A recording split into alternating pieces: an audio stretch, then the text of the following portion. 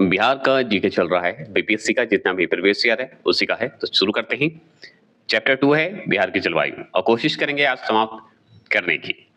तो चलिए बिहार की जलवायु की बात करते हैं। तो सुनिए, बिहार सरकार ने किस वर्ष तक कार्बन उत्सर्जन कम कर दी, बिहार राज्य को प्रदूषण मुक्त बनाने की योजना बनाई है। मतलब बिहार सरकार ने किस वर्ष तक कार्बन उत्सर्जन कम कर बिहार राज्य को प्रदूषण मुक्त करने की योजना बनाई है। तो हम जानते हैं ऑप्शन नंबर डी 2047 तक। 2047 तक बताई है, याद रखिएगा। बिहार राज्य सरकार ने 2047 तक कार्बन उत्सर्जन कम कर बिहार राज्य को प्रदूषण मुक्त बनाने की योजना बनाई है। क्या बनाई है? प्रदूषण मुक्त बनाने की योजना बनाई है।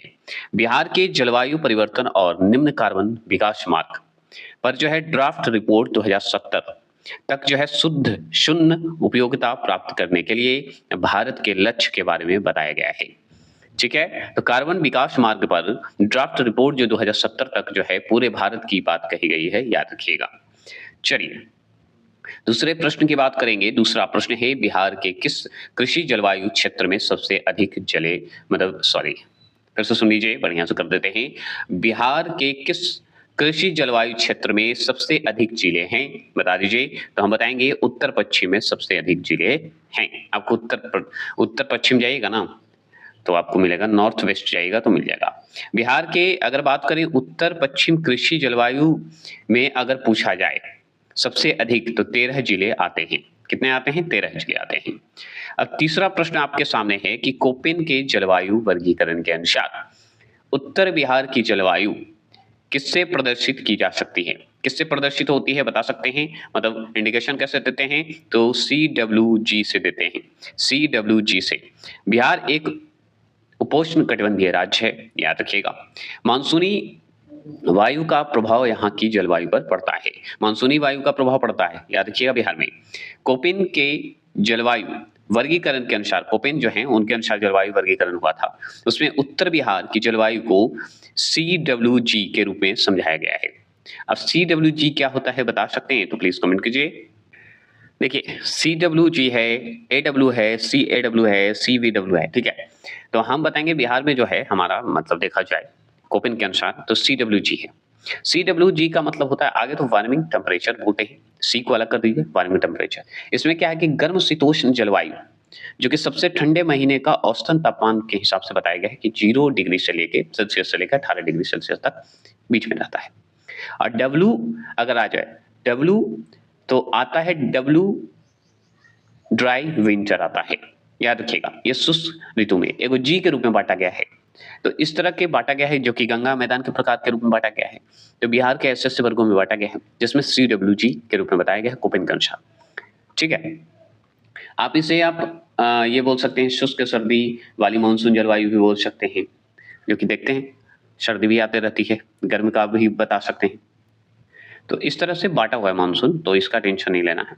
आगे चलते हैं। आगे है कि सूची 1 सूची आगे पढ़ लेते हैं, चौथे प्रश्न सूची 1 सूची 2 को। तो देखिए एक तरफ कृषि जलवायु क्षेत्र है और बिहार के प्रतिशत क्षेत्र के अनुसार बताया गया है। इसमें आपको सम्मिलित करना है और बताना है इसका आंसर। तो यहाँ पे देखिए कृषि जलवायु क्षेत्र है और बिहार का जो प्रतिशत का क्षेत्रफल है उस हिसाब से उत्तर और उत्तर पूर्वी बिहार का मैदान में बताइए कृषि जलवायु क्षेत्र कितना है, बता सकते हैं? तो इसका आंसर आपको ऑप्शन नंबर बी दिख रहा होगा। ठीक है, ऑप्शन नंबर बी दिखेगा। क्यों दिखेगा? क्योंकि इसका जो है ए का 1 होगा 29.87% होगा, 29.87%। दक्षिण बिहार का मैदान अगर आपसे पूछे तो दक्षिण बिहार का मैदान भी 23.71% है, मतलब 23.17% है। छोटा नागपुर पठार का अगर बताए तो ये भी हम बताएंगे 26.14% बता देंगे, मतलब 26.14। छोटा नागपुर की पहाड़ी की बात करें, देखिए पठार तो हम समझ गए, पहाड़ी तो 20.28% बता देंगे, मतलब 20.28% बता देंगे। क्लियर हो गए? अब इसके बारे में जान लीजिए, तो ये तो हम जान गए। चलिए आगे चलते हैं। पांचवा प्रश्न है बिहार राज्य की औसत वर्षा, मतलब वार्षिक वर्षा जो है क्या है बताइए। तो हम बताएंगे बिहार राज्य की औसत वार्षिक वर्षा अगर आपसे पूछे तो ऑप्शन नंबर डी दे देना है। 100 सेमी से लेकर 200 सेमी के बीच होता है। 100 सेमी मतलब कितने से? 100 सेमी से लेकर 200 सेमी के बीच होगा। अब इसकी जानकारी अगर लेना है तो देखिए यहाँ पे लिखा हुआ है कि बिहार राज्य की औसत वार्षिक वर्षा जो है 150 सेमी के आसपास होती है। बिहार राज्य में सर्वाधिक वर्षा जो है किशनगंज में होता है। कहाँ होता है? किशनगंज में। देखिए, एक है किशनगंज, एक है गोपालगंज। ठीक है, तो बिहार में गोपालगंज, किशनगंज ऐसे क्षेत्र हैं। लेकिन याद रखिए, किशनगंज में सबसे सर्वाधिक वर्षा होती है, याद रखेंगे। बिहार राज्य में सर्वाधिक चावल की अगर खेती बात करते हैं तो रोहतास जिले में होता है। कहाँ होता है? रोहतास जिले में होता है सर्वाधिक चावल। छठा प्रश्न की बात करेंगे, बिहार का अधिकांश भाग जो है निम्नलिखित में से किस प्रकार की जलवायु के अंतर्गत आता है? तो हम बहुत अच्छे से जानते हैं कि उपोष्ण कटिबंधीय मानसून में आता है। उष्ण कटिबंधीय नहीं, उपोष्ण कटिबंधीय में आता है। CWJ ऐसे बोल दीजिए, आप ऐसे भी कर सकते हैं। ह्यूमिडिटी है ना, सब ट्रॉपिकल बोल सकते हैं। उपोष्णीय को बोला जाता है, आर्द्र उपोष्णीय कटिबंध को। देखिए, बिहार की जलवायु मुख्य रूप से उपोष्ण कटिबंधीय मानसून का जो है प्रकार की है। इसे आर्द्र जो है उपोष्ण कटिबंधीय या संशोधित महाद्वीपीय मानसून जलवायु भी कहा जाता है। तो बिहार की जलवायु मुख्य रूप से उपोष्ण कटिबंधीय मानसून के प्रकार हैं। आर्द्र उपोष्ण कटिबंधीय या संशोधित महाद्वीपीय मानसूनी जलवायु भी कहते हैं। किसे? हम बिहार के जो है आर्द्र उपोष्ण कटिबंधीय को कहते हैं। फिर से सुन लें, बढ़िया से कर दें क्या? नहीं, हम चलते हैं। यहाँ गर्मी जो है गर्मी के दिन में गर्म होगा, ये तो हम जानते हैं। आर्द्र भी होता है, गर्मी भी होगा, गर्मियों में गर्म भी, आर्द्र भी मिलेगा, ठंड भी मिलेगा। और सर्दी ठंडी और शुष्क भी होती है। मतलब गर्मियां जो हमारा है बिहार में, गर्मी तो रहेगा, आर्द्र भी रहता है, और सर्दियां भी रहती है, ठंड और शुष्क भी रहती है। सर्दी ठंड भी रहती है और शुष्क भी रहती है। मतलब आपका जो है बिहार में ऐसा मानसून है जो आपको हर ढंग का मौसम का आनंद दिलाता है ना। वर्षा मुख्य रूप से दक्षिण पश्चिम मानसून के दौरान होता है। दक्षिण पश्चिम मानसून के दौरान होता है, याद रखना है। चलिए आगे चलेंगे। अब तीसरा चैप्टर है बिहार की नदियां। अब बिहार की नदियां इतने अच्छे हैं कि बीपीएससी में सारा एग्जाम से पूछा हुआ है। और देखिए, सबसे पहला सवाल ही बनता है हमारा गंडक से। चलिए, पहला, गंडक नदी का दूसरा नाम क्या है? बताइए। तो हम बताएंगे भाई, गंडक नदी का दूसरा नाम अगर पूछे तो नारायणी बताया जाता है। क्या बताया जाता है? नारायणी। ऐसे बूढ़ी गंडक में भी बांटा गया है, लेकिन नाम अगर पूछे दूसरा नाम नारायणी के नाम से जाना जाता है। अब गंडक नदी को जो है नेपाल में नारायणी के नाम से जानते हैं, ये बात ध्यान रखिएगा। शालिग्राम के नाम से भी जाना जाता है, याद रखिएगा। ठीक है, किसके नाम से? शालिग्राम के नाम से भी जाना जाता है। गंडक नदी का पुराना नाम क्या है? सदा नीरा है। तो गंडक नदी का पुराना नाम पूछे तो सदा नीरा के नाम से जानते हैं। और गंडक नदी को नेपाल में क्या कहते हैं? नारायणी कहते हैं, और शालिग्राम भी कहा जाता है। गंडक नदी जो है गंडक नदी काली और त्रिशूली नदियों के संगम से बना है। काली नदी और त्रिशूली नदी से मिलकर बना है, उसके मिलन से बना है गंडक नदी। यह नदी जो है नेपाल एवं बिहार की सबसे प्रसिद्ध नदी है। कौन? गंडक नदी। गंडक नदी जो है गंगा में मिल जाती है, ये तो हम जानते हैं, गंगा का सहायक नदी बन जाती है। बिहार का शोक कहा जाता है हमारे कोसी नदी को, गंडक को नहीं, कोसी नदी को। कोसी नदी जो है सप्तकोशी नेपाल से निकलती है। कहां से निकलती है? सप्तकोशी नेपाल से निकलती है। कोशी के बारे में अब चलते हैं। दूसरा प्रश्न है, कोशी मैदान की मध्य समुद्र तल से औसत ऊंचाई कितना है?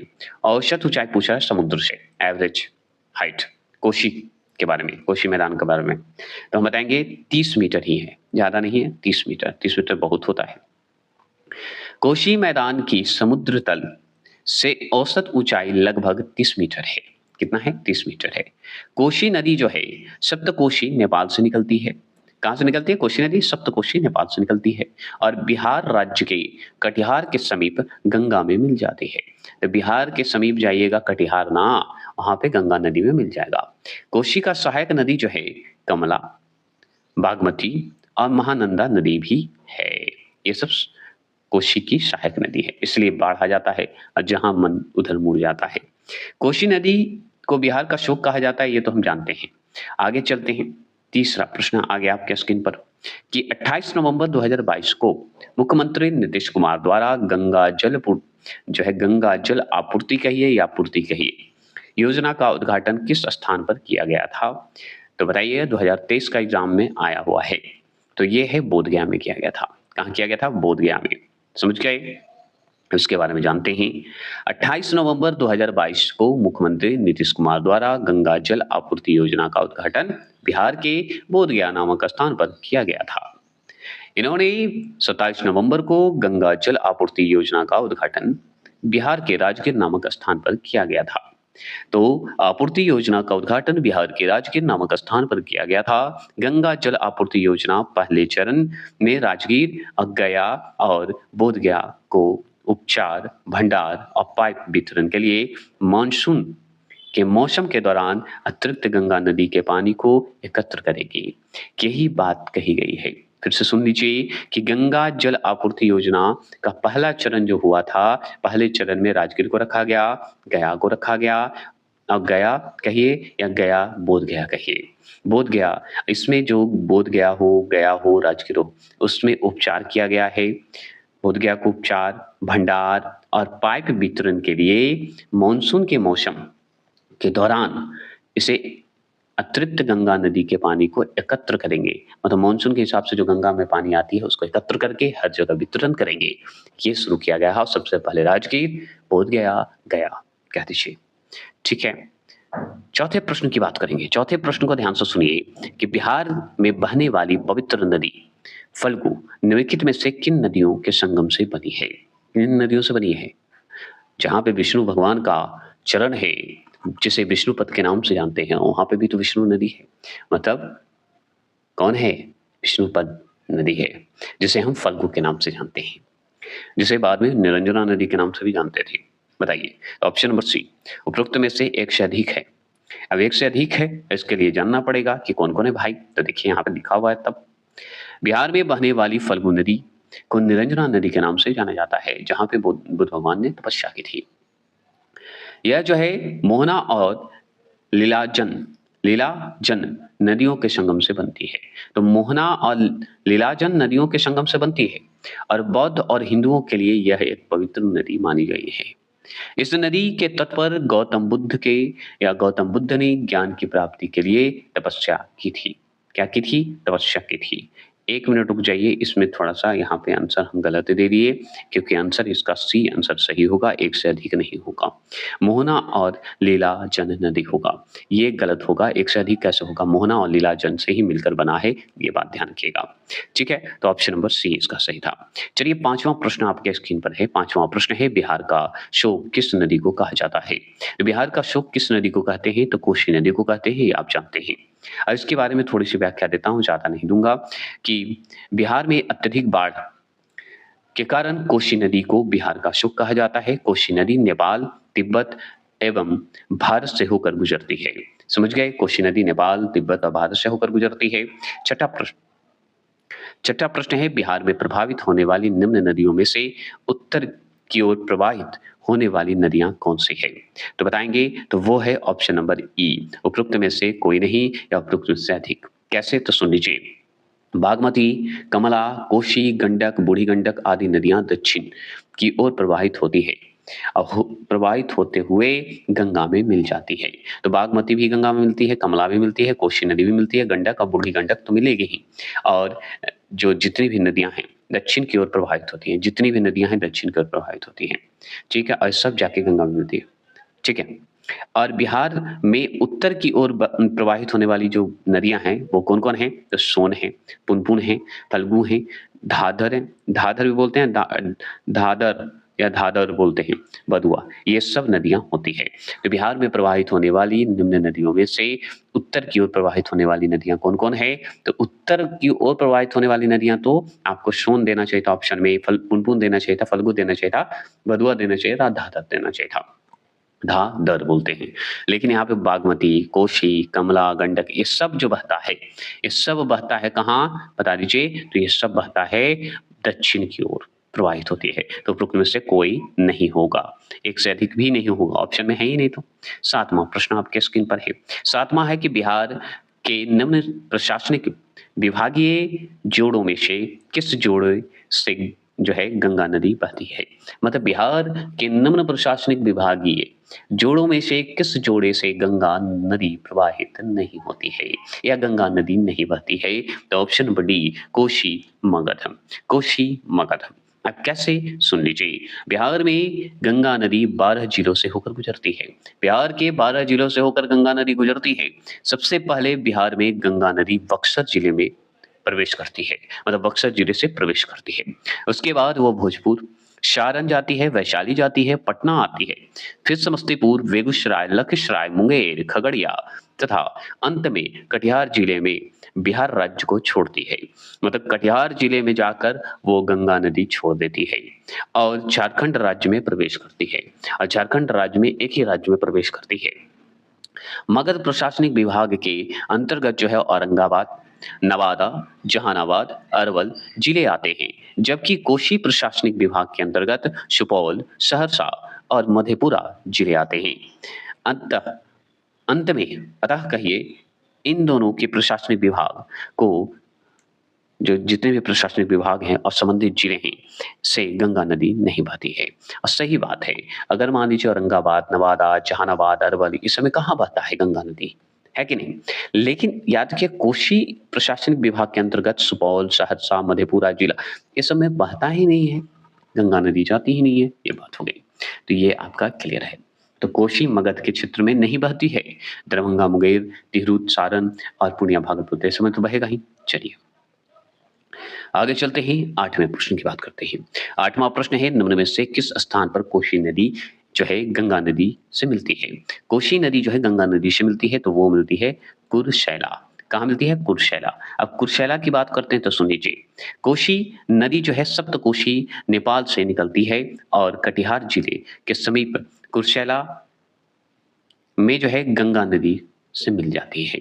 कोशी नदी को बिहार का शुक कहा जाता है और कोशी का सहायक नदी है कमला और बागमती। कोशी नदी जो है गंगा का सहायक नदी है, ये हम जानते हैं। चलिए 9वां प्रश्न आपके सामने है कि प्रधानमंत्री नरेंद्र मोदी ने हाल ही में मंडल बांध परियोजना की नींव किस नदी पर बनाने के लिए रखी थी? तो वो है उत्तर कोयल। उत्तर कोयल याद रखिएगा। उत्तर कोयल की बात करेंगे तो सुनिए, प्रधानमंत्री नरेंद्र मोदी ने 5 जनवरी 2019 को मंडल बांध परियोजना की नींव झारखंड के उत्तर कोयल नदी पर रखी थी, मतलब रखी है। यह जो है परियोजना 1972 में प्रारंभ की गई थी, 1972 में ही प्रारंभ की गई थी, किंतु 1993 में बिहार के वन विभाग द्वारा इसे रोक दिया गया था। इसे रोक दिया गया था। 9वां प्रश्न फिर से रिपीट हो गया क्या? हाँ, 9वां प्रश्न फिर से रिपीट हो गए। चलिए 10वें प्रश्न की बात करते हैं। 10वां प्रश्न है कि बिहार के किस जिले में जो है गंगा नदी सबसे लंबी है? तो वो है पटना में। पटना में ही सबसे ज़्यादा लंबी गंगा नदी है। चौसा के निकट गंगा नदी जो है बिहार के मैदानी भाग में प्रवेश करती है। चौसा का युद्ध हुआ था, याद रखिएगा, और बक्सर से प्रवेश किया था और बिहारी मैदान में प्रवेश करता है। और गंगा बिहार में जो है बक्सर, गंगा जो है बिहार में बक्सर, भोजपुर, पटना, वैशाली, समस्तीपुर, बेगूसराय, खगड़िया, मुंगेर, भागलपुर, कटिहार आदि जिलों में प्रवाहित होती है, मतलब बहती है। बिहार के पटना जिले में गंगा नदी सबसे लंबी है। वर्ष 2008 में तत्कालीन प्रधानमंत्री मनमोहन सिंह ने गंगा नदी को राष्ट्रीय नदी घोषित किया था। क्या किया था? राष्ट्रीय नदी घोषित किए थे मनमोहन सिंह ने। 11वां प्रश्न है, निम्नलिखित में से कौन सी नदी फतुहा के पास जो है गंगा में मिलती है? फतुहा के पास गंगा में मिलती है, तो वो है option number B, Punpun. Punpun Fatuha में मिलती है। पुनपुन नदी जो है फतुहा के पास गंगा में मिलती है। यह झारखंड के पलामू जिले से निकलती है। कौन पुनपुन निकलती है? याद रखिएगा, बिहार के अन्य प्रमुख नदियों में अजय नदी, कमला नदी, कोशी नदी, पुनपुन नदी, बागमती नदी, घाघरा, महानंदा, यानी कि घाघरा नदी, महानंदा नदी, फल्गु, कर्मनाशा, बूढ़ी गंडक और कनकाई नदी आदि प्रमुख है। बिहार के लिए इतनी सारी नदियां बिहार में बहती है और बताइए, तो भी हमारे यहाँ पानी की समस्या हो जाती है, तो ये बड़ी बात है कि नहीं?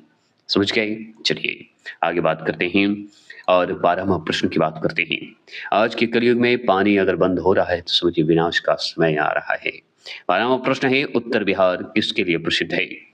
तो ऑप्शन नंबर सी, बाढ़ के लिए प्रसिद्ध है। बाढ़ के लिए प्रसिद्ध है, यस। उत्तर बिहार बाढ़ के लिए प्रसिद्ध है। बिहार राज्य भारत का सबसे अधिक बाढ़ से ग्रस्त राज्य है। उत्तरी बिहार बाढ़ के लिए प्रसिद्ध है, ये हम जानते हैं। और बिहार राज्य जो है भारत का सबसे अधिक बाढ़ से ग्रस्त राज्य है। बिहार की कुल जनसंख्या का 76% आबादी बाढ़ से ग्रसित है। बिहार की विनाशकारी नदी अशोक नदी कोशिश को मिलती है। तो याद रखिए बिहार की विनाशकारी नदी अशोक नदी कोशिकी को कहा जाता है। किसे कहते हैं? कोशी को। सही बात है।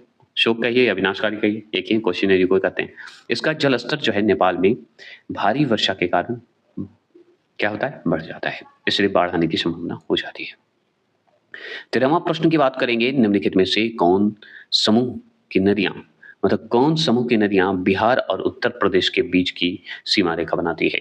निम्नलिखित में से कौन समूह की नदियां बिहार और उत्तर प्रदेश के बीच की सीमा रेखा बनाती है? तो ऑप्शन नंबर सी कर्मनाशा, गंडक और घाघरा बनाती है। ठीक है, अब देखिए ये सब सवाल पूछ चुका है, कहीं से ऐसा नहीं कि अपने मन से आया है, सब पूछ चुका है। बिहार और उत्तर प्रदेश के बीच की सीमा रेखा बनाने वाली नदियां कर्मनाशा और गंडक एवं घाघरा भी है, याद रखिएगा। कर्मनाशा नदी बिहार राज्य के कैमूर जिले से निकलती है और बिहार एवं उत्तर प्रदेश के बीच सीमा बनाती है कर्मनाशा नदी, याद रखिएगा, और गंगा में मिल जाती है। क्लियर हो गए? गंडक नदी जो है नेपाल से निकलती है और बिहार में मिल जाती है, ये हम जानते हैं। और याद रखिएगा घाघरा नदी जो है सरयू नदी के नाम से जाना जाता है, जहाँ पे हमारे राम जी का बात बताया जाता है, जिनका फेवरेट नदी है, ठीक है, नाम से जाना जाता है। यह उत्तराखंड के बागेश्वर जिले से निकलती है। कहाँ से निकलती है? उत्तराखंड के बागेश्वर जिले से निकलती है और शारदा नदी में मिल जाती है। क्या मिल जाती है? शारदा नदी में मिल जाती है। 14 प्रश्न की बात करेंगे, बिहार में निम्नलिखित में से कौन से समूह की नदी गंगा अथवा उसकी सहायक नदियां या नदियों में उत्तर की ओर से आकर मिलती है? उत्तर की ओर से आकर मिलती है तो ऑप्शन नंबर सी गंडक, कमला और बागमती। गंडक, कमला और बागमती है, याद रखेंगे। चलिए आगे बात करते हैं कि उत्तरी बिहार के क्षेत्रों से प्रवाहित होने वाली नदी गंडक, कोशी और कमला एवं बागमती गंगा नदी के उत्तर की ओर या उत्तर से आकर मिलती है। जैसे आपसे पूछे कि उत्तरी बिहार के क्षेत्रों से प्रवाहित होने वाली नदी गंडक, कोशी, कमला और बागमती गंगा नदी के या गंगा नदी में उत्तर की ओर आके मिलती है, उत्तर की ओर से आकर मिलती है, ये आप बोल सकते हैं, या आके मिल जाती है, डायरेक्ट बोलिए। बिहार का शोक तो हम कोशी को जानते हैं, याद रखिएगा। कोशी नदी को नेपाल में सप्तकोशी कहा जाता है, सप्तकोशी, और सप्तकोशी जगह बना दिया गया, उसी जगह से निकलती है। 15वां प्रश्न है, पूर्व में बंगाल का दुख या बंगाल का शोक कह दीजिए कही जाने वाली बिहार से उद्गम होने वाली नदी है, कौन सा नदी है? दामोदर नदी, जो कि बिहार से उद्गम होती है। ऐसे अब झारखंड का हिस्सा हो गया है, झारखंड के हिस्से में चली जाती है, लेकिन अभी भी हम दामोदर को सम्मानित रूप से बिहार का मानते हैं। लेकिन दामोदर नदी झारखंड से निकलती है, झारखंड से निकलती तो है लेकिन विनाश करती है बंगाल को, समझ गए? चलिए आगे चलेंगे और व्याख्या करते हैं। बंगाल का दुख कहिए, बंगाल का शोक कहिए, या बंगाल का शोक कहिए, दामोदर नदी को कहा जाता है। दामोदर नदी छोटा नागपुर के पठार से निकलती है और हुगली में मिल जाती है, और हुगली में ऐसे ही पानी रहता है, ऊपर से मिल जाएगा तो भाई बाढ़ तो आएगी ही और शोक तो होगा ही। बिहार का दुख या बिहार का शोक तो हम कोशी को कहते हैं, ये हम जानते हैं। कोशी नदी जो है नेपाल के क्षेत्र से निकलती है और गंगा में मिल जाती है। कितनी बार पढ़ूंगा, कितनी बार याद हो जाएगा, सिर्फ सुनते जाइए, याद होते जाएगा। 16वां प्रश्न की बात करते हैं, बिहार में दामोदर जो नदी है प्रवाहित होती है, तो बिहार में प्रवाहित होती है, ये तो हम जानते नहीं, आप जानते हैं? जानते हैं तो कमेंट कीजिए। तो हाँ जानते हैं, ए भ्रंश घाटी में। जैसे ही छोटा नागपुर से निकल रहा था, छोटा नागपुर का कुछ हिस्सा तो हमारे बिहार में भी है, तो भाई बहे कहीं, तो एक भ्रंश घाटी में होती है, लेकिन ज्यादातर इसे हम झारखंड का हिस्सा मानते हैं। वर्तमान बिहार में दामोदर नदी प्रवाहित नहीं होती है। लीजिए ये बात तो क्लियर हो गई, सही बात है, क्योंकि 2000 में तो झारखंड हमारा अलग हो गया था, तो हम मानने न मानने की बात है, तो अब दामोदर नदी हमारा हिस्सा नहीं है। अब बिहार के विभाजन के बाद बहाव क्षेत्र जो है झारखंड राज्य और पश्चिम बंगाल में हो गया है, इधर आता ही नहीं है, उल्टा ना बहेगा जी। दामोदर नदी घाटी जो है, मतलब दामोदर नदी घाटी बोलिए, दामोदर नदी बोलिए। दामोदर नदी जो है छोटा नागपुर पठार से निकलती है, या उद्गम कहिए या निकलती है, प्रवाहित होती है, और वो भी उद्गम क्षेत्र में, वो भी भ्रंश घाटी में बहती है। कहाँ बहती है? भ्रंश घाटी में बहती है, और यह जाके कहाँ मिलती है? हुगली नदी में मिलती है। आप किसी भी तरह से घुमाइए क्वेश्चन को, अर्थ वही निकलता है, ठीक है? तो 17वां प्रश्न आपके स्क्रीन पर है और बहुत ही अच्छा सवाल है कि निम्नांकित नदियों में बिहार में गंगा नदी मिलती है। तो इस ऑप्शन के हिसाब से बताना है कि बिहार के गंगा नदी में कौन-कौन मिलता है। तो हम जानते हैं कि सोन मिल ही जाता है, गंडक मिल ही जाता है, घाघरा मिल ही जाता है, पुनपुन मिल ही जाता है। तो 1, 2, 3, 4 सब होगा सही, तो एकदम सही बात है। ठीक है, सही होंगे। अब सही होंगे तो चलिए देखिए कौन-कौन नदी मिलती है गंगा में। घाघरा नदी मिलता ही है, सरयू के नाम से जानते हैं। कोसी नदी मिलता ही है, सप्तकोशी के नाम से जानते हैं नेपाल में। गंडक को जानबे करते हैं। गंडक को एक और नाम से जानते हैं, कौन नाम से बता दीजिए प्लीज़? नारायणी नाम से जानते हैं, है ना? और पुनपुन को जानते ही फतुआ में जाके मिलता है, फतुआ से है ना? और ये झारखंड से निकलता है पुनपुन, जाके मिल जाता है फतुआ में, गंगा में। किऊल नदी भी है, सोन नदी तो जानबे करते हैं आप, वदुआ नदी जानबे करते हैं, चंदन नदी जानबे करते हैं और कर्मनाशा नदी तो आप जान ही रहे हैं। और बिहार में जाके कहाँ मिलती है? गंगा नदी में मिल जाती है सब। गंगा नदी का उद्गम अगर पूछे उत्तराखंड के केदारनाथ चोटी के उत्तर में स्थित गंगोत्री हिमनद से हुई है, ये हम जानते हैं, आप बहुत दिन से पढ़ते हैं। तो गंगा नदी का उद्गम स्थल पूछे तो उत्तराखंड के कहाँ से? केदारनाथ चोटी से। और केदारनाथ चोटी के उत्तर में जो स्थित गंगोत्री जो हिमनद है वहां से निकलती है। गंगा की बात कर रहे हैं तो गंगा नदी बिहार में जो है बक्सर जिले के चौसा जो नामक स्थान है वहां से प्रवेश करती है। चौसा का युद्ध याद है? बताइए तो, बताइए। चौसा का युद्ध हुआ था, एक बक्सर का युद्ध हुआ था, एक चौसा का युद्ध हुआ था। चौसा का युद्ध याद रखिएगा, बक्सर चौसा एक ही जगह पे है क्योंकि बक्सर में ही है ना चौसा। बक्सर का युद्ध फेमस है। चलिए 18 प्रश्न है। चौसा हुआ था सिरसा के समय, है ना? याद है? कमेंट कीजिएगा, क्या मैं सही बताया? चलिए आगे चलते हैं। 18 प्रश्न हैं और समझते हैं कि 18 प्रश्न क्या है। ठीक है, तो देखिए पूर्वी उत्तर प्रदेश एवं बिहार के, ठीक है, पूर्वी उत्तर प्रदेश एवं बिहार के भाग निम्नलिखित मैदानों में से किसमें सम्मिलित है? किसमें सम्मिलित है बताइए? तो हम बताएंगे मध्य गंगा मैदान में सम्मिलित है। पूर्वी उत्तर प्रदेश एवं बिहार के भाग जो है मध्य गंगा मैदान में है।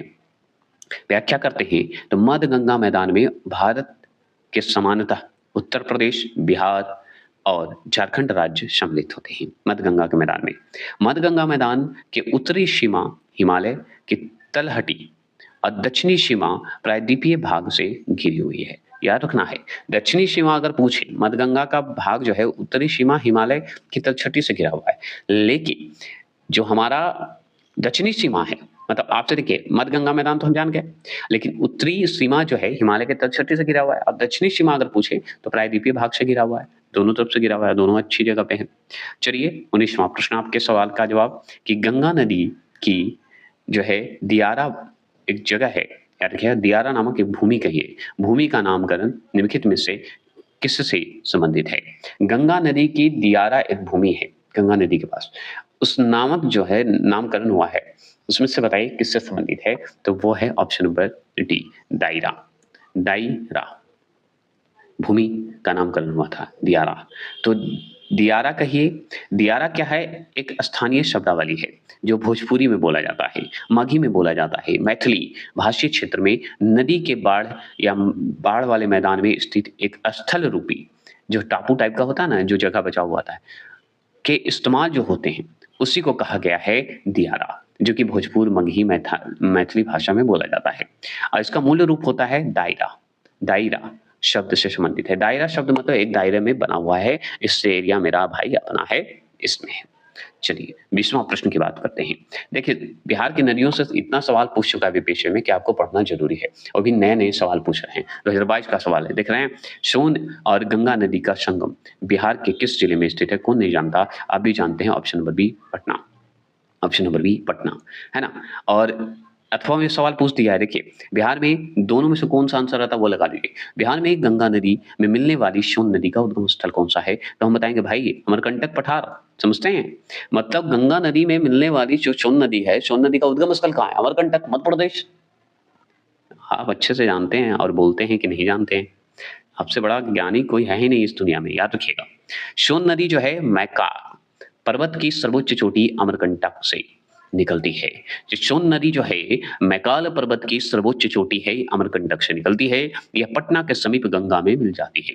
इसके अलावा अमरकंटक की चोटी से दक्षिण से महानदी, पश्चिम से नर्मदा नदी भी निकलती है। अमरकंटक की चोटी से दक्षिण में अगर जाएगा तो महानदी निकलेगा वहीं से, और पश्चिम से नर्मदा नदी निकलती है। और महानदी जो है बंगाल की खाड़ी में गिरती है। तो महानदी कहाँ गिरती है? बंगाल की खाड़ी में। और नर्मदा खंबात की खाड़ी में, मतलब अरब सागर में गिरती है। अरब सागर में गिरती है। और एक और कौन सा है जो कि अरब सागर में गिरती है नदी, बताइए, कमेंट कीजिए, जो कि उल्टा बताइए। 21 सवाल आपके स्क्रीन पर है कि बिहार की भूमि निम्नलिखित में से किस नदी प्रणाली से अपवाहित है। एक जो बनाऊंगा पूरे भारत की नदियों से सवाल बनाऊंगा, जो कि टोटल 200 क्वेश्चन होंगे सिर्फ नदी से। अगर वो पढ़ लिए वो चैप्टर तो आपका कभी नहीं छूटेगा, ये मैं वादा करता हूं। चलिए, बिहार की भूमि निम्नलिखित में से किस नदी प्रणाली से अपवाहित है, बताइए। तो ऑप्शन नंबर बी, गंगा से अपवाहित है। गंगा से अपवाहित है, सही बात है, गंगा है ना। चलिए, गंगा नदी जो है बिहार की सबसे महत्वपूर्ण नदी है। गंगा नदी बिहार के चौसा राज्य बक्सर जिले से प्रवेश करती है, ये हम जानते हैं। इसका सहायक नदी के रूप में देखें तो बागमती नदी है, कोसी नदी है, गंडक नदी है, सोन नदी है, पुनपुन नदी है। ये सब सहायक नदियां हैं, हम जानते हैं। अगर पूछे 22 सवाल है, कर्मनाशा नदी का उद्गम स्थल है, तो ऑप्शन नंबर बी, कैमूर जिला है। कैमूर जिला है, ये हम जानते हैं। अब देखिए, कर्मनाशा नदी का उद्गम स्थल अगर पूछे, बिहार के कैमूर जिले में स्थित है। बिहार और कैमूर की पहाड़ी से ही निकलती है, ये हम जानते हैं, मतलब होता है। यह नदी जो है बिहार और उत्तर प्रदेश के बीच सीमा बनाती है। कौन? कर्मनाशा नदी, उत्तर प्रदेश और बिहार। अंत में चौसा के पास गंगा नदी में मिल जाती है, अंत में चौसा के पास मिल ही जाती है। और याद रखिएगा, स्थानीय जो है या लोक कथाओं में देखा जाए तो इस नदी को अपवित्र माना गया है। क्या माना गया है? अपवित्र माना गया। किसे? कर्मनाशा नदी को अपवित्र माना गया है। लोकहित, लोक कथा के अनुसार, लोक प्राचीन विचारों के अनुसार इसे अपवित्र नदी माना गया है। और यह जो है धारणा क्या रखा गया है कि इसके पानी को छूने से अच्छे कर्मों का नाश हो जाता है, इसलिए इसका नाम कर्मनाशा है, कर्म को नाश करने वाला। देख रहे हैं, कोई भी नाम अगर रखा गया है तो सोच समझ कर रखा गया है। और ऊपर से कहाँ मिल रहा है? गंगा में मिल रहा है। और गंगा में आकर ही कर्मनाशा जाकर शुद्ध हो जा रहा है, तो गंगा को ही छू दीजिए, काला कर्मनाशा नदी को छुइएगा, है ना। और नाश कौन कर रहा है? कर्म छुइएगा तो कर्म खराब होगा, और कर्म को ठीक करने के लिए कहाँ जाइएगा? गंगा नहाइएगा तो वो मिल कहाँ रहा है? गंगा में। तो कर्म को ठीक करने के लिए गंगा ही कूद जाइए। चलिए, चौथा चैप्टर है बिहार की मिट्टी या मृदा, कहिए, मिट्टी को ही मृदा कहते हैं। अब बहुत ही अच्छा टॉपिक है, जबरदस्त टॉपिक। तो चलिए शुरू करते हैं और देखते हैं आज कितना हो सकता है। कोशिश करूंगा खत्म हो जाए। चौथे प्रश्न की बात कर रहे हैं, मतलब चौथे चैप्टर की बात करेंगे, जिसका नाम है बिहार की मिट्टी। पहला सवाल है, बिहार के निम्न जिलों में से किस जिले में ही पिडमोंट स्वैम्प मिट्टी पाई जाती है? पिडमोंट स्वैम्प बोलते हैं, मिट्टी पाई जाती है। तो वहां बताएंगे पश्चिम चंपारण में पाई जाती है। पश्चिम चंपारण बहुत ही ज्योग्राफिकल रूप से अच्छा है, बस उसका इस्तेमाल बढ़िया से नहीं हो पा रहा है। पिडमोंट दलदली मिट्टी को कहा जाता है, याद रखिएगा। तो पिडमोंट दलदली मिट्टी बिहार के पश्चिम चंपारण जिले के उत्तर पश्चिम भाग में पाई जाती है। मतलब पश्चिम चंपारण के उत्तर और पश्चिम भाग में चले जाइए तो मिलेगा। याद रखिएगा कि जिस एरिया में आप रह रहे हैं, जैसे मान लीजिए आप बिहार के, आप पटना में है, तो पटना का उत्तर पश्चिम अलग होगा, ठीक है। पश्चिम चंपारण का उत्तर पश्चिम अलग होगा, दक्षिण अलग होगा, ठीक है, याद रखिएगा। तो उसके हिसाब से पश्चिम चंपारण जिले के उत्तर और पश्चिम भाग में पाई जाती है ये पिडमोंट दलदली मिट्टी। और बात करें तराई मिट्टी की, बात करें तराई मिट्टी बिहार के पूर्वी भाग में नेपाल की सीमा के साथ पाई जाती है। याद रखिएगा, नेपाल की सीमा तक ये पाई जाती है, ये बात करिएगा। दूसरा प्रश्न आपसे और पूछे कि मुजफ्फरपुर, दरभंगा तथा चंपारण जिलों में कौन सी मिट्टी अधिकांशतः पाई जाती है, मतलब लगभग ज्यादा पाई जाती है? तो वो पाई जाती है नवीन जड़ोड़ मिट्टी। जड़ोड़ा ऐसे बोलते हैं, जड़ोड़ मिट्टी बोल दीजिए। व्याख्या के अनुसार देख लेंगे, चंपारण, मुजफ्फरपुर, दरभंगा जिलों में अधिकांश नवीन जड़ोड़ मिट्टी पाई जाती है, यह जान लीजिए, जिसे हम खादर भी कह सकते हैं। याद रखिएगा, जड़ोड़ मृदा का निर्माण बहते हुए जल द्वारा लाए गए तलछट्टी से होता है। सही बात है, जड़ोड़ मिट्टी तो ऐसे पुराना हो या नया हो, अगर बह के आ रहा है तो नया ही होगा, तलछट्टी से होता है। और राज्य में अगर देखा जाए तो 90% भाग में जो है जलोढ़ मिट्टी पाई जाती है, 90%, क्योंकि गंगा है तो बहा के लाएगा ही। याद रखेंगे। तीसरा प्रश्न की बात करेंगे। तीसरा प्रश्न क्या है कि बिहार में बांगर मिट्टी मिलती है। देखिए 90% पूरे मतलब इंडिया की बात हो रही है। ठीक है।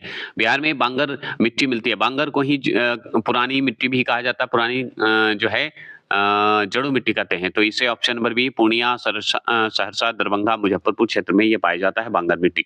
याद रखिएगा। चलिए, पूर्णिया, सहरसा, दरभंगा, मुजफ्फरपुर क्षेत्र। इसके बारे में बात करते हैं। तो देखिए नई जड़ों मिट्टी को खादर और पुरानी जड़ों मिट्टी को बांगर कहा जाता है। बांगर के नाम से जानते हैं, ये हम जानते हैं, बहुत अच्छे से जानते हैं कि नई जड़ों मिट्टी को खादर कहेंगे, पुरानी जड़ों मिट्टी को बांगर कहते हैं। बांगर मिट्टी का विस्तार जो है क्षेत्र अगर पूछे तो पूर्णिया को टिक लगाइएगा, सहरसा को टिक लगाइएगा, दरभंगा को, मुजफ्फरपुर को टिक लगा दीजिएगा।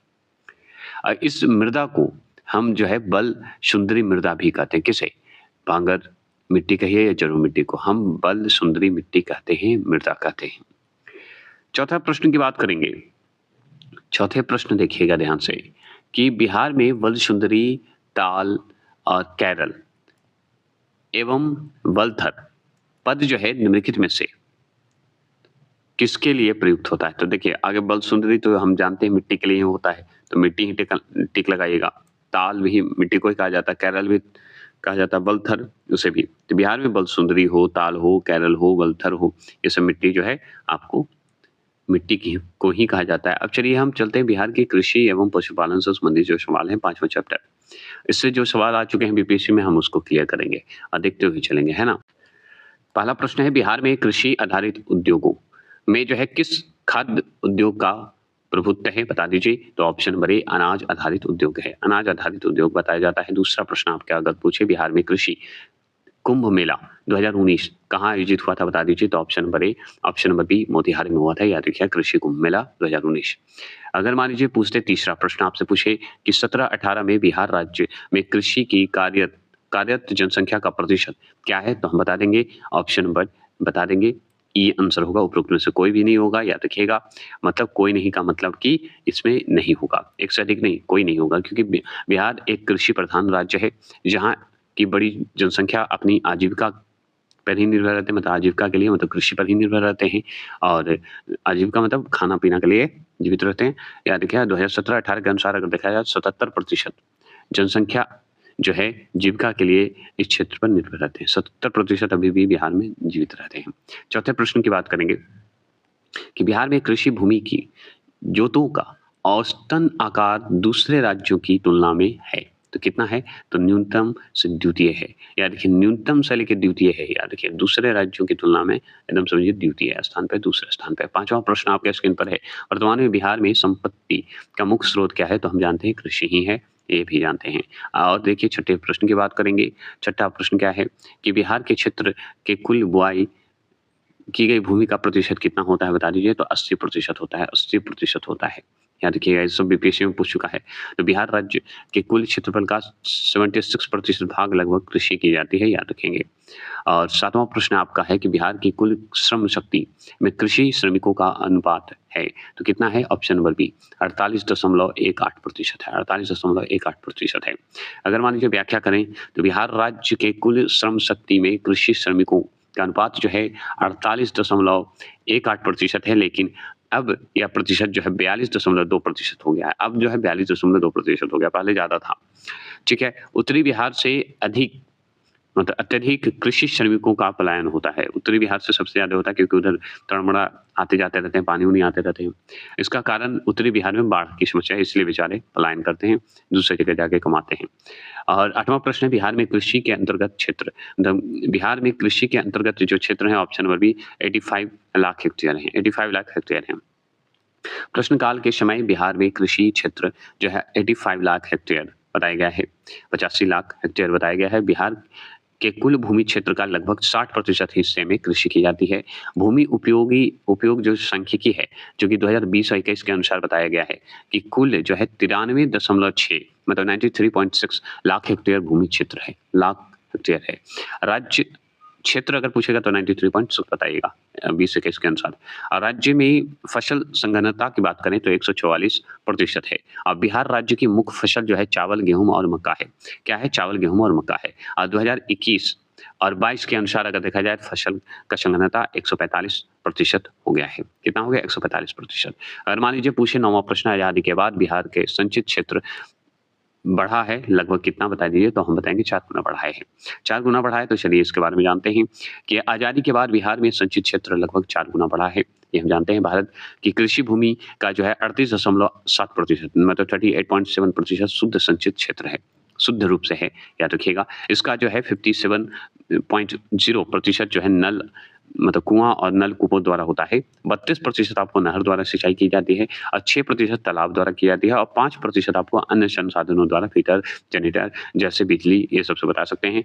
बिहार आर्थिक सर्वेक्षण 2023 और 24 के अनुसार अगर देखा जाए तो 22 और 23 तक जो राज्य का कुल जो सृजित या सिंचाई वाला जो क्षेत्र था वो बढ़कर जो है 82.9 लाख हेक्टेयर हो गई है, मतलब बढ़ गया है, याद रखिएगा।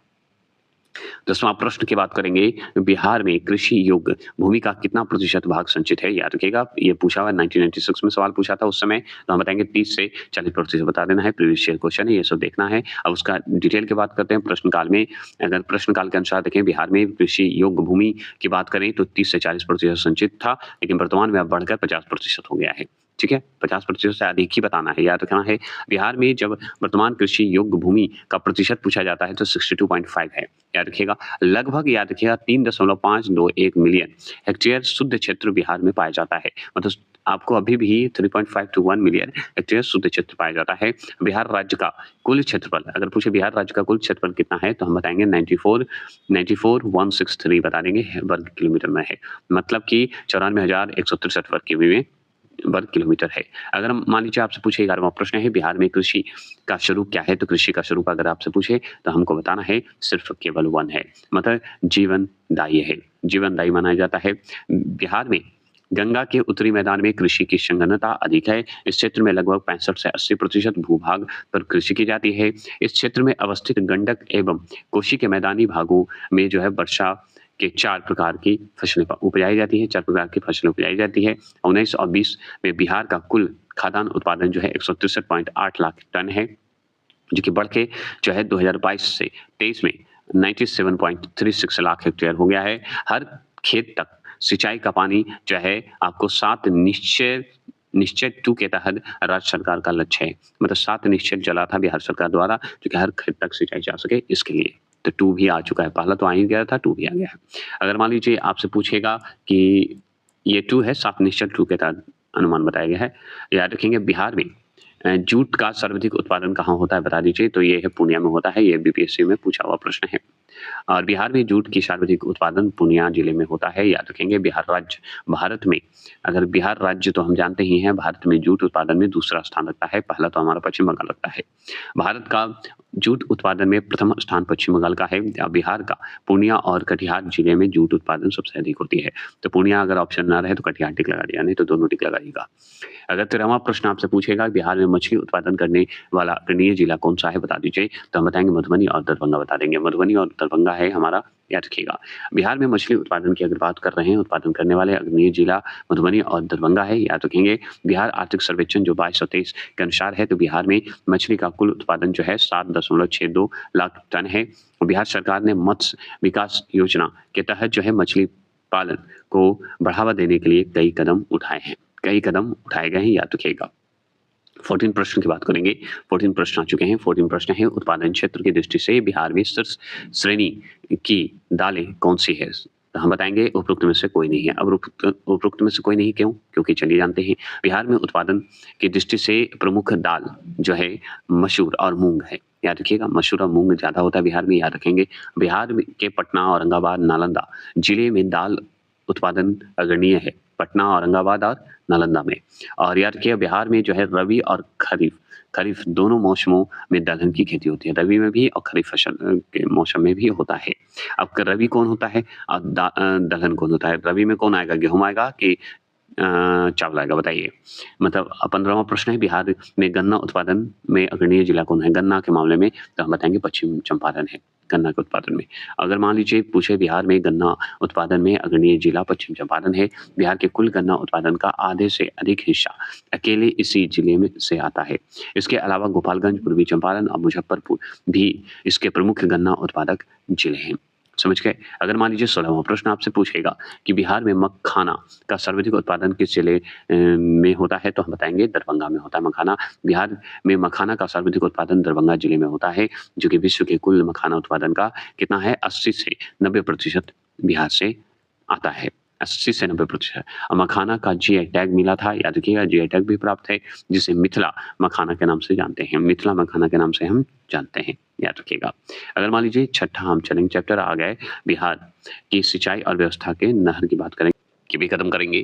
पहला सवाल है त्रिवेणी नहर का निर्माण निम्नलिखित में से किस नदी पर किया गया है, बताइए। त्रिवेणी नदी का बताएंगे तो हम बताएंगे ऑप्शन नंबर सी गंडक। त्रिवेणी नहर का निर्माण जो है निम्नलिखित में से किस नदी पर किया गया था, तो गंडक नदी पर किया गया था, ये हम जानते हैं। और भी बातें करें तो त्रिवेणी नहर का निर्माण जो है गंडक नदी पर किया गया। यह नहर जो है भारत के बिहार में उत्तर पश्चिम क्षेत्र के चंपारण जिले में जो है सिंचाई के लिए बनाई गई है त्रिवेणी नहर। त्रिवेणी नहर लगभग जो है 100 किमी लंबी है। इसका निर्माण जो है 1909 में प्रारंभ हुई थी, याद रखिएगा, मतलब शुरुआत हो गया था। दूसरा प्रश्न आपके स्क्रीन पर है कि बिहार के किस जिले में सबसे अधिक नहर संचित क्षेत्र है, याद रखिए नहर का, तो ऑप्शन नंबर सी रोहतास में बताएंगे। रोहतास में क्यों, क्योंकि बिहार राज्य के रोहतास जिले में सर्वाधिक सिंचाई नहरों में से की जाती है, नहर से ही की जाती है। इस जिले से जो है सोन नहर होकर गुजरती है, मतलब इस जिले से, किस जिले से, रोहतास से हम जानते हैं सोन नहर गुजरती है, इसलिए जरूरी है नहर ज्यादा बनता है। सकल संचित क्षेत्र में सर्वाधिक जो है 4.5 लाख हेक्टेयर के साथ रोहतास बिहार के शीर्ष पर रहता है, याद रखिएगा सिंचाई के मामले में। और देखें तो रोहतास जिला जो है चावल और गेहूं उत्पादन में सबसे अग्रणीय है और होगा भी, क्योंकि वहां पे नहरों की कमी नहीं है। तीसरे प्रश्न की बात करेंगे। तीसरा प्रश्न है कि दक्षिण बिहार में प्रचलित परंपरागत जल संरक्षण सिंचाई पद्धति जो है कहलाती क्या है, तो हम बताएंगे आहर पाइन कहते हैं। आहर पाइन कहा जाता है, आहर के रूप में होता है। देखिए नहर अहर ऐसे बनाया जाता था, ठीक है, याद रखेंगे। दक्षिण बिहार में मिट्टी अधिक शुष्क है एवं वर्षा अधिक अनियमित होती है, वर्षा का कोई सीमा नहीं होता है। इस क्षेत्र में प्रचलित परंपरागत जल संरक्षण सिंचाई पद्धति आहर पाइन है, आहर पाइन द्वारा किया जाता है, याद रखिएगा, आहर पाइन कहा जाता है, याद रखेंगे। यह प्रणाली सूखे और बाढ़ प्रबंधन दोनों में मदद करता है, क्योंकि पानी को जमा किया जाता है और या पानी से उसे बचाया जाता है। पानी से मतलब हमारे लिए मदद होता है। चौथा प्रश्न है निम्नलिखित नहर प्रणालियों में से किससे बिहार के क्षेत्र में सिंचाई होती है, बता दीजिएगा, तो हम बताएंगे त्रिवेणी नहर से होती है, क्योंकि 100 किमी लंबी है, याद रखिएगा। बिहार राज्य में नहर सिंचाई का एक प्रमुख साधन है, याद रखेंगे। यहाँ की कुल संचित भूमि का लगभग 37% से अधिक भाग नहरों से सिंचाई की जाती है। कहाँ, बिहार में। त्रिवेणी नहर जो है गंडक नदी से निकली गई नहर है, याद रखिएगा, जिससे पूर्वी एवं पश्चिमी चंपारण में सिंचाई की जाती है, जबकि ऊपरी जो गंगा नहर है वो शारदा नहर और पूर्वी यमुना नहर, याद रखिएगा, उत्तर प्रदेश की नहर से है, मतलब उत्तर प्रदेश की नहरें हैं। जैसे आपसे पूछेगा, दो ऑप्शन और देख रहे हैं, शारदा नहर और आप देख रहे हैं ना यमुना नहर, तो ये जो पूर्वी यमुना नहर है, शारदा है, ये उत्तर प्रदेश की नहर है, याद रखिएगा, गलती मत करिएगा, ठीक है, ऊपरी गंगा नहर का है। चलिएगा, पांचवा प्रश्न आपके स्क्रीन पर है। पांचवा प्रश्न है बिहार एवं उत्तर प्रदेश राज्यों की संयुक्त सिंचाई परियोजना कौन सी है, बता दीजिए, बिहार और उत्तर प्रदेश की, जो कि दोनों में होती है, तो ऑप्शन नंबर बी, तो इसका डी होगा गंडक परियोजना, क्योंकि दोनों में के लिए है, बहुत ही अच्छा है। बिहार एवं उत्तर प्रदेश राज्य की संयुक्त सिंचाई अगर परियोजना मिलकर जो परियोजना करते हैं वो गंडक परियोजना के द्वारा होता है। इसका निर्माण जो है 1961 में हुआ था, याद रखिएगा, गंडक परियोजना का जो शुरुआत हुआ था, याद रखिएगा, 1961 में किया गया था। यह जो है बिहार, उत्तर प्रदेश एवं नेपाल देश की संयुक्त परियोजना है। बिहार और उत्तर प्रदेश तो हो गया, देश हमारा नेपाल का भी यह है। और गंडक नदी जो है काली और त्रिशूली नदी के संगम से बनी हुई है, मतलब बनती है, याद रखिएगा। मतलब गंडक में जाके मिलते हैं, तो ये दोनों मिल जाता है तो गंडक बन जाता है, याद रखिएगा। गंडक नदी जो है नेपाल के हिमालय क्षेत्र से निकलती है और सोनपुर के समीप जाके गंगा नदी में मिल जाती है। याद रखेंगे, क्लियर हो गए गंडक के बारे में। छठे प्रश्न की बात करें, देखिए गंडक, सोन ये सब बहुत इंपॉर्टेंट है, पुनपुन इंपॉर्टेंट है बिहार के लिए। बिहार में सिंचाई के संबंध में निम्नलिखित में से कौन सा कथन सही नहीं है? तो कौन सा कथन सही नहीं है बता देना है। तो इसमें कौन सा कथन नहीं है? तो ऑप्शन नंबर बी जो है सही नहीं है, क्योंकि बिहार के कुल संचित क्षेत्र का लगभग 30% नहरें और 39% नलकूपों द्वारा संचित होती है। यही जो है आपका सही नहीं है, नहीं तो और सब सही है। बिहार में रोपित कुल अगर क्षेत्र पूछे लगभग 40% है, याद रखिएगा। अगर पूछे नहर द्वारा संचित सार्वत्रिक क्षेत्र भोजपुर, औरंगाबाद, पश्चिमी चंपारण, रोहतास और मुंगेर जिले में मिलती है। नलकूप द्वारा संचित सार्वत्रिक क्षेत्र का समस्तीपुर, सीतामढ़ी, आपको बेगूसराय, मुजफ्फरपुर, गोपालगंज, खगड़िया जिले में मिलती है। इसके बारे में जानकारी लेना है तो ले लीजिए कि बिहार में सिंचाई के साधनों के प्रमुख है नहर है, नलकूप है, तालाब है और कुआं है। नलकूप मतलब आपको फीडर जनरेटर मतलब बोरिंग द्वारा, याद रखिएगा। और सिंचाई के साधनों साधन प्रतिशत क्षेत्र अगर पूछे तो आर्थिक समीक्षा के अनुसार 2324 के अनुसार अगर देखा जाए तो देखिए बताया हुआ है कि नलकूप से हमारा जो है 35,131 हेक्टेयर में संचित की जाती है, जिसमें परसेंटेज से पूछे तो 63.1% बता देंगे। नहर से पूछेगा किसके आर्थिक समीक्षा 2023 और 24 के हिसाब से तो 31% हो जाएगा, नहर से किया जाता है। जिसमें अगर पूछे संख्या में तो 17,135 हेक्टेयर में होता है। 121,000 हेक्टेयर में जो है आपको तालाब से संचित किया जाता है, जिसमें 2.2% बताया जाता है। अगर आपसे पूछे अन्न व्यवस्था की बात करेंगे तो 3.7% बताएंगे, जो कि 209,000 हेक्टेयर में होता है, जो कि रोहतास जिला में सर्वाधिक संचित जिला है, जबकि शिवहर न्यूनतम संचित जिला है, याद रखिएगा। तो सबसे ज्यादा सर्वाधिक अगर रोहतास में और कम तो शिवहर में, याद रखिएगा। अगर आपसे पूछे 7वें प्रश्न की बात करेंगे, 7वां प्रश्न आपके स्क्रीन पर है। बिहार के विविध, यहाँ पे बढ़िया से कर देता हूँ, 7वां प्रश्न ध्यान से सुनेंगे कि बिहार के विविध भौगोलिक पक्षों के संबंध में निम्नलिखित कथनों पर विचार कीजिए। तो विचार करने के लिए आपको बताना होगा, तो विचार करने के लिए आपको बिहार में कुल संचित भूमि का लगभग 37% नहरों द्वारा संचित होती है, तथा सही है, इसमें कोई शक नहीं है। ठीक है, इसमें कथन सही बताना है। बिहार में उत्तरी गंगा मैदान जो 33,620 वर्ग किमी है, 33,620 बता देना है, वर्ग किमी क्षेत्र में विस्तृत है, तो ये भी सही है आपका। किशनगंज और पश्चिम चंपारण बिहार में सर्वोच्च वार्षिक वर्षा प्राप्त करते हैं, तो ये भी सही है, तो आप ध्यान रख सकते हैं। हाँ, दूसरा आपका जो है नहीं होगा, ये थोड़ा सा आंकड़ा गलत है, ये दूसरा नहीं होगा, क्योंकि 33,620 वर्ग किमी क्षेत्र में विस्तृत है, ये नहीं, ये गलत है, ये गलत है। इसका हम सही करके बता देंगे आपको। तीसरा सही है, याद रखिएगा। चौथा क्या है कि बिहार में राष्ट्रीय राजमार्ग की कुल लंबाई जो है 2,461 किमी है, और इन कथनों के अनुसार ये सही होगा, तो ऑप्शन नंबर जो है डी सही है, मतलब 2 नहीं सही है। कैसे, तो सुन लीजिए, बता देते हैं। देखिए, बिहार मध्य गंगा के मैदानी भाग में स्थित पूर्वी भारत का राज्य है, याद रखेंगे। और बिहार के कुल संचित भूमि का लगभग 37% नहर द्वारा संचित होती है, ये बात तो हम जान गए। किशनगंज और पश्चिम चंपारण बिहार में सर्वोच्च वार्षिक वर्षा प्राप्त करती है, ये भी बात सत्य है। लेकिन बिहार में राष्ट्रीय राजमार्ग की कुल लंबाई भी, ये भी सही है, 2,461 है। लेकिन बिहार में उत्तरी गंगा मैदान का वर्ग किमी क्षेत्रफल अगर पूछे तो 53,300 वर्ग किमी बता देना है, मतलब 53300 बता देना है। ठीक है, याद रखिएगा। चलिए मानते हैं 53 है ना।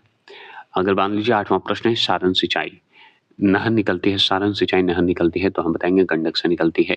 सारण सिंचाई नहर जो है गंडक नदी से निकलती है। गंडक नदी नेपाल के क्षेत्र से निकलती है और गंगा में पटना सोनपुर के समीप जाकर आकर जो है मिल जाती है। और गंडक नदी जो है, गंडक नदी को नेपाल में शालिग्राम और नारायणी के नाम से जानते हैं, ये हम जानते हैं। चलिए, ये भी बात हो गई। 9वें प्रश्न की बात करते हैं। 9वां प्रश्न है, बिहार की सिंचाई क्षमता अंततः कितनी है बताइएगा। सिंचाई क्षमता अंततः कितनी होती है, तो option number D 82.11 lakh hectare होता है। अगर पूछे बिहार राज्य के कुल कृषि योग्य भूमि जो है 94.16 मतलब 94.16 लाख हेक्टेयर है। अभी वर्तमान में बिहार की सिंचाई क्षमता जो है अंततः 82.12% है, याद रखिएगा। झारखंड में सिंचाई क्षमता अगर इसी का पूछे तो 31.98% है, याद रखिएगा। चलिए 10वां प्रश्न आपके स्क्रीन पर है। 10वां प्रश्न क्या बोलता है सुन लीजिए कि बिहार राज्य जल विद्युत शक्ति निगम की स्थापना जो है निम्नलिखित में से किस वर्ष की गई थी बता सकते हैं? तो ऑप्शन नंबर बी 1982 में की गई थी। 1982 में की गई थी। 1982 में की गई थी। तो सुन लीजिए कि बिहार राज्य जल विद्युत पावर कॉर्पोरेशन लिमिटेड बिहार राज्य की कंपनी है। इसकी स्थापना जो है 31 मार्च 1982 में 31 मार्च 1982 में हुई थी। यह कंपनी जो है बिहार राज्य में याद रखिएगा जल विद्युत विकास के लिए महत्वपूर्ण है। जल विद्युत विकास के लिए महत्वपूर्ण है। अगर मान लीजिए आपसे पूछे 11वां प्रश्न पूछते कि कोसी मेची लिंक परियोजना से बिहार में कौन से जिलों को लगभग लाभ होगा बता दीजिए। मतलब कौन से जिलों को लाभ होगा ये बता दीजिए। तो ऑप्शन सी अररिया, पूर्णिया और किशनगंज और कटिहार को होगा। अररिया, पूर्णिया और किशनगंज, कटिहार को होगा। कर देते हैं व्याख्या सुन लीजिए इसका कि कोसी मेची नदी जोड़ो परियोजना का चला था। इसका मुख्य उद्देश्य था महानंदा जो बेसिन है, बेसिन में पानी की कमी वाले क्षेत्र में कोसी को मोड़ देना, उसके अतिरिक्त पानी को मोड़ देना है। क्योंकि कोसी अगर मुड़ जाता महानंदा तक तो उधर जिधर पानी कमी उधर पूरा हो जाएगा। इस परियोजना के मुख्य रूप से बिहार के सीमांचल क्षेत्र के 4 जिले जैसे अररिया में जरूरी है, पूर्णिया जरूरी है, किशनगंज जरूरी है और कटिहार क्षेत्र में लाभ होगा मोड़ने से। इससे क्या होगा कि इन जिलों में लगभग 2.1 लाख हेक्टेयर भूमि के लिए जो है सिंचाई की सुविधा उपलब्ध होगी, जिससे बाढ़ नियंत्रण और कृषि उत्पादकता में वृद्धि होगी। क्लियर हो गया? चलिए 7वां चैप्टर आ चुके हैं, बिहार के वन्यजीव अभयारण्य की बात करेंगे और इसके बाद हम इसे समाप्त करने की कोशिश करेंगे। इतना ही में एंड रखेंगे और उसके बाद देखते हैं कौन सा चैप्टर होता है। चलिए 7वां है बिहार के वन्यजीव के बारे में पढ़ेंगे। पहला सवाल है निम्नलिखित में से कौन से राष्ट्रीय उद्यान वन्यजीव अभयारण्य बिहार में हैं बता सकते हैं? तो हम बताएंगे कि आपका एक वाल्मीकि राष्ट्रीय उद्यान है और एक है चौथा नंबर का भीम बांध वन्यजीव अभयारण्य है। दूधवा तो उत्तर प्रदेश में है, आप जानते हैं। और गजनेर का नाम हम नहीं सुने हैं, हम बता देंगे बाद में। लेकिन याद रखिएगा बिहार में वाल्मीकि राष्ट्रीय उद्यान जो है पश्चिम चंपारण में है, भीम बांध वन्यजीव अभयारण्य जो है मुंगेर में स्थित है। याद रखिएगा दुधवा राष्ट्रीय उद्यान उत्तर प्रदेश में और गजनेर अभयारण्य जो है राजस्थान में है। गजनेर जो है राजस्थान में। लीजिए क्लियर हो गया है। दूसरा प्रश्न आपके स्क्रीन पर है कि निम्नलिखित में से किसने बिहार में गिद्ध संरक्षण योजना शुरू की थी बता दीजिए। और किस नाम से जाना जाता है ये पूछ रहा है। निम्न में से किसने बिहार में गिद्ध संरक्षण योजना शुरू की है? किसने शुरू की है मतलब किसके तहत शुरू हुआ है? तो हम बताएंगे option number C Valmiki Tiger Reserve के तहत शुरू किया गया है। गिद्ध संरक्षण योजना जो है बिहार में वाल्मीकि टाइगर रिजर्व द्वारा शुरू किया गया था। याद रखिएगा वल्चर एक्शन प्लान बोलते हैं, VAP बोलते हैं। तीसरा प्रश्न आपके सामने है निम्नलिखित में से किस जिले में बिहार का एकमात्र राष्ट्रीय उद्यान स्थित है बता दीजिए। बिहार के किस जिले में बिहार का एकमात्र राष्ट्रीय उद्यान है? तो हम बताएंगे पश्चिम चंपारण में है। याद रखेंगे बिहार का एकमात्र राष्ट्रीय उद्यान जो है वाल्मीकि राष्ट्रीय उद्यान है, जो कि पश्चिम चंपारण में है, बल्कि वाल्मीकि नगर में ही स्थित है। याद रखिएगा इसकी अगर स्थापना का श्रेय पूछे मतलब इसकी स्थापना वन्यजीव अभयारण्य के रूप में हुआ है, वर्ष 1978 में हुआ है। याद रखिएगा और वर्ष 1990 में इसे राष्ट्रीय उद्यान में घोषित किया गया है। याद रखिएगा। चलिए बात करते हैं चौथे प्रश्न की बात करेंगे। चौथा प्रश्न है विक्रमशिला गंगे डॉल्फिन अभयारण्य जो है बिहार के किस जिले में स्थित है बता दीजिए। विक्रमशिला गंगे डॉल्फिन अभयारण्य जो है बिहार के किस जिले में शुरू हुआ था? तो भागलपुर में शुरू हुआ है। याद रखिएगा क्योंकि विक्रमशिला वहीं है, भागलपुर में ही है।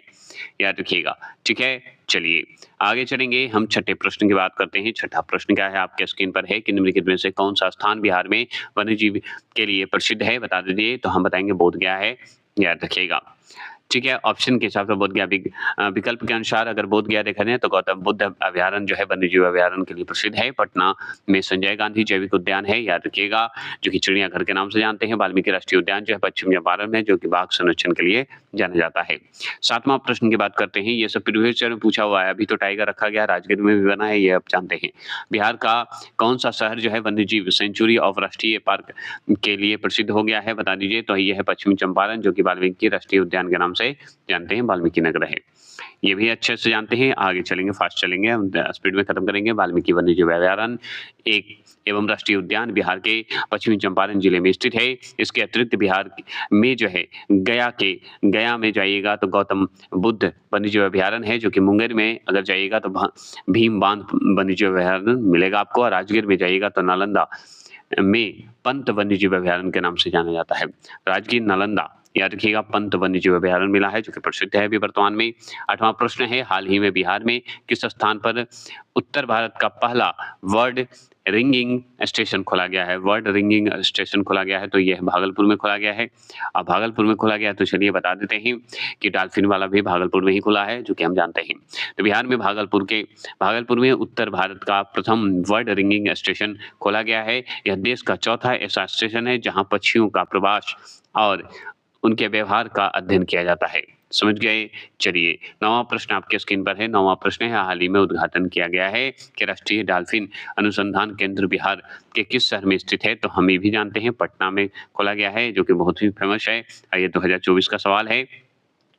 तो राष्ट्रीय डॉल्फिन अनुसंधान केंद्र हाल ही में पटना में स्थापित किया गया है और केंद्र जो है गंगा नदी के डॉल्फिन के संरक्षण और उन पर अनुसंधान के लिए समर्पित है, उनके अनुसंधान के लिए समर्पित है। 10वां प्रश्न आपके स्क्रीन पर है। 10वां प्रश्न क्या है कि निम्नलिखित में से कौन सा पार्क जो है अभयारण्य बिहार में बाघ परियोजना के अंतर्गत आता है? तो हम बता देंगे वाल्मीकि राष्ट्रीय पार्क, जो कि बाघ के अंतर्गत आता है।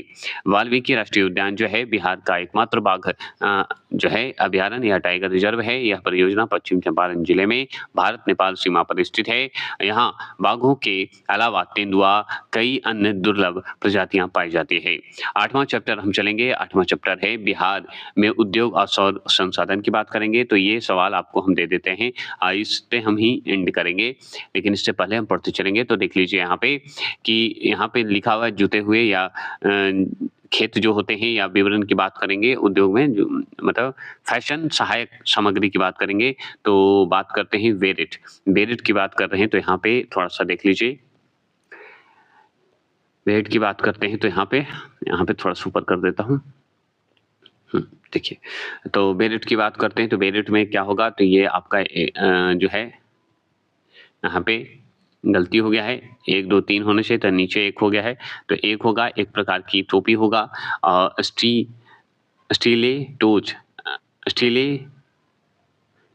जो है ये क्या है बता दीजिएगा। तो इसका आंसर का जवाब आप दीजिए, चौथा दे दीजिएगा, एकदम सामने सामने है।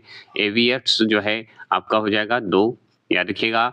चिग्रोन जो है 5 है, एक प्रकार का केश विन्यास है। और फ्रॉग जो है पुरुषों के जूते का एक प्रकार है। ये सब है, तो ये उद्योग की बात करेंगे, तो ये सब हटा देते हैं, ये सब बाद में हम बात करेंगे। आगे ये देख लीजिए, बेरिट जो है एक गोल, नरम और चपटी टोपी का प्रकार को बोलते हैं। स्टीलेटोज जो है यह महिलाओं की ऊंची एड़ी और जूतों को एक प्रकार का बताता है। एवियट्स जो है यह विशेष रूप से डिजाइन किया गया धूप का चश्मा है। और चिग्रोन जो है यह बालों को संवारने वाला एक शैली है, जूड़ा है, याद रखिएगा। और ब्रॉग जो है यह पुरुषों के लिए छिद्रित सजावट वाले जूते का एक प्रकार है। तो ये सब नाम है जो कि उद्योग के मामले में हमारा बिहार इस सब चीजों में आगे निकला है। थोड़ा मोड़ा याद रखिएगा। पहला जो है तैरता हुआ सौर ऊर्जा संयंत्र जो है बिहार के किस स्थान पर बनाया गया है बता दीजिए। तो ऑप्शन नंबर सी जो है कदीराबाद, दरभंगा में बनाया गया है। बिहार के दरभंगा के कदीराबाद में बिहार का प्रथम तैरता हुआ सौर ऊर्जा संयंत्र बनाया गया है।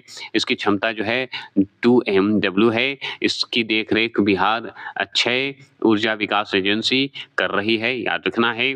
अगर पूछे तीसरा प्रश्न की बात करें, अधिकतम कर उद्योग किस जिले में है, याद रखिएगा। तो हम बताएंगे किशनगंज का नाम सुने हैं, वही है, याद रखिएगा।